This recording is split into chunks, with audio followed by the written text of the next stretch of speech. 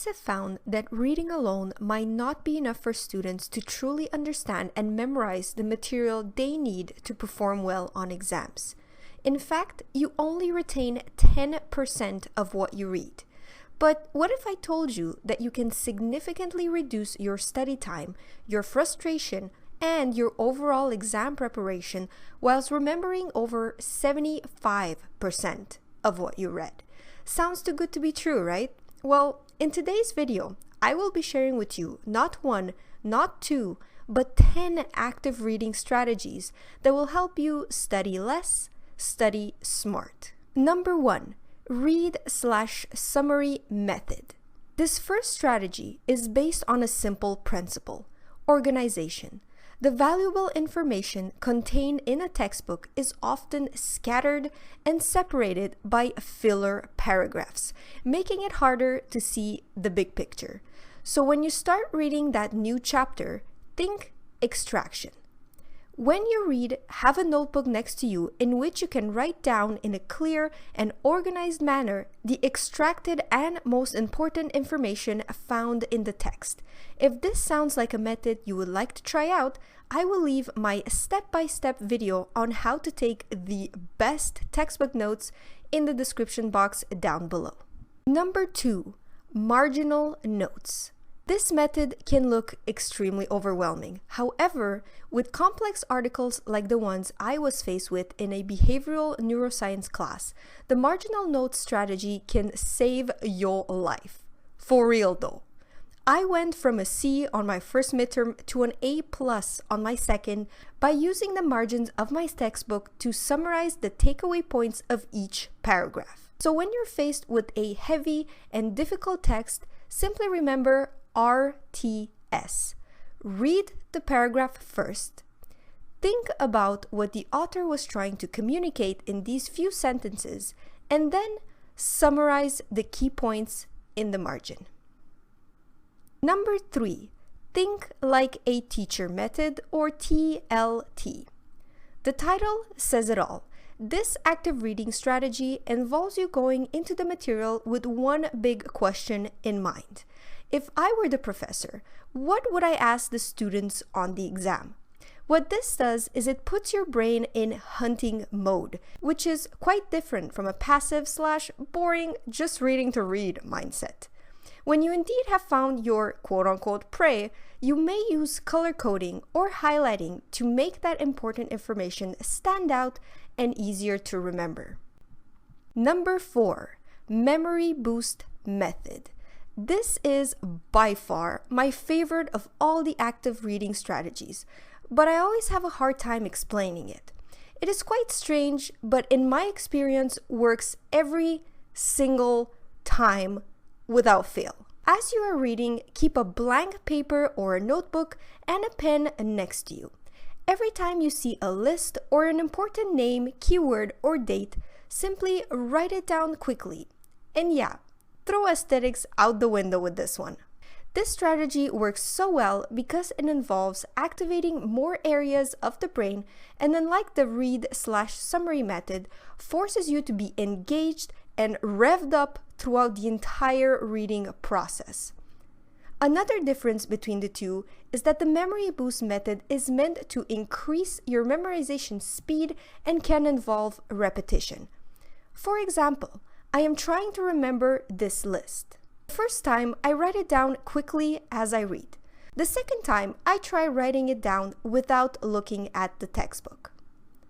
Almost got it right. One last time, and yay! Looks like my hand movements have memorized the flow of the text and I can now move on. Number 5, mind maps. The brain thinks in organic connections and in color. So why do we always try to force dry, rigid, black and white text into our minds?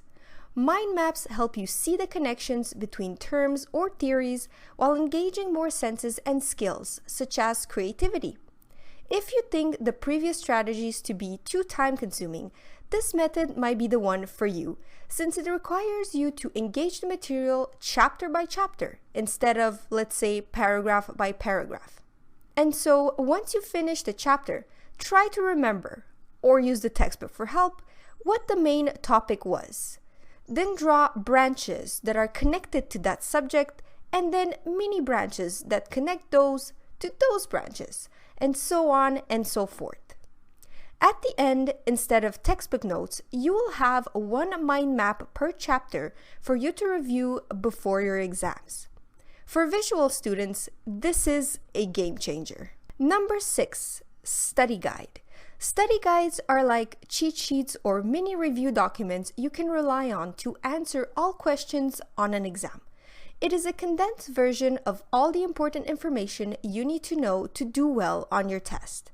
For math exams, this can be a 1 or 2 page paper with all the formulas you've learned throughout the semester. The key here is to keep it as short and sweet as possible. Please note that I leave a lot of white space on the guide. If you find yourself searching for space to write more and more, this means you have not filtered the material enough and that your study guide contains too much extra information. I can offer you 2 tips to help solve this problem. First, only write down theories or concepts that you have trouble remembering. Second, watch out for repetition. A study guide contains the key material found both in your lecture notes and in your textbook. And so pay attention to redundancies. They might end up confusing you. Lastly, if you forget something important or you would like to add examples to better understand the material, use Postit notes that give you the freedom to add without having to erase or restart your study guide. Number 7, the Einstein Strategy. This active reading strategy works wonders when you are reading with the intent for preparing for an oral presentation. It is based on a famous quote by Albert Einstein, which says, "If you can't explain it to a 6-year-old, you don't understand it yourself." And so, as you read, keep in mind that you will have to explain the material to a 6-year-old brother or sister. You may choose to take notes as you read or prepare a PowerPoint presentation with the material afterwards to ensure that you are able to organize all the information in a concise and easy to understand manner. Number 8, personal connection. We have a natural tendency to remember things significantly better if they relate to us on a personal level. And so, as you highlight keywords when you are reading a text, stop and try to think of an example, including you or your personal experience in the mix. You can even make drawings in the margins or jokingly turn the highlighted text into something funny. This makes the material more relatable, easier to understand, and so easier to remember. Number 9, Postit Notes Summaries. If you are reading a novel for school, try this method out. With the use of Postit notes, you can either go page by page or chapter by chapter and summarize with 1 or maximum 2 sticky notes the main events that happened in that section. And so, when you have to prepare for a test, an assignment, or an oral presentation on the novel, instead of going throughout the entire book once again, you need only to review your Postit notes. And finally, number 10, practice tests. Practice tests are insanely useful at providing you valuable feedback on your studying progress and at drastically reducing test anxiety. As you read the material, whenever you come across an important theory, keyword, or list, formulate a question you think might be asked on the exam.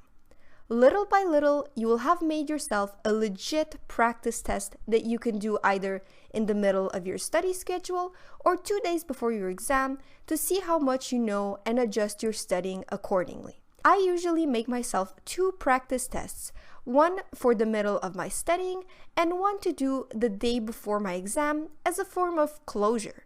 The second one reassures me that I am ready for my test and that I can go to sleep in peace. With that being said, thank you so much for watching. Please don't forget to give this video a thumbs up if you liked it and subscribe to me if you like what you see because I post study videos every Thursday.